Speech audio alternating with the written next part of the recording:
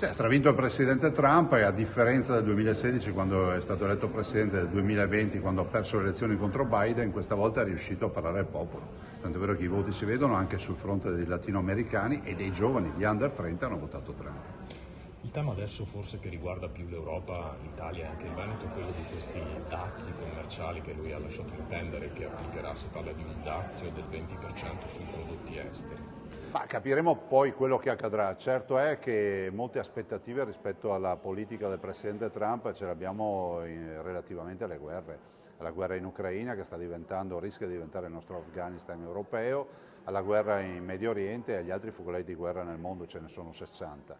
Dall'altro il presidente Trump si è presentato agli elettori come colui che non ha mai fatto guerre e porta la pace. Lei pensa che possa essere l'ago della bilancia per questi scenari di guerra internazionale?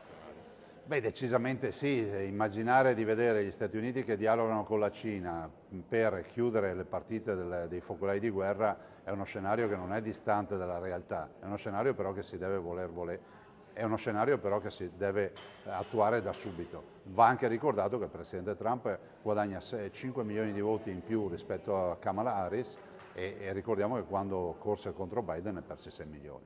Sul rapporto con la Cina c'è qualcuno che è un po' più pessimista perché proprio sui dazi Trump parlava addirittura del 60%, qualche analista economico dice che si potrebbe scatenare una guerra economica a livello mondiale. Ma guardi, l'economia è globale, il mondo è iperconnesso, è molto più piccolo di quello che conoscevamo noi, lo sarà sempre di più.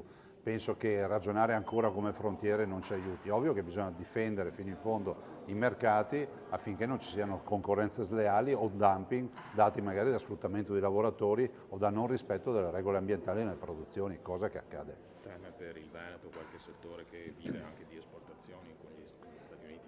Ma guardi, noi preoccupazioni ne abbiamo sempre storicamente e ciclicamente, però è anche vero che i nostri imprenditori non hanno paura di affrontare i mercati, li affronteranno e ovviamente coscienti del fatto che debbano avere al loro fianco un governo che li difende.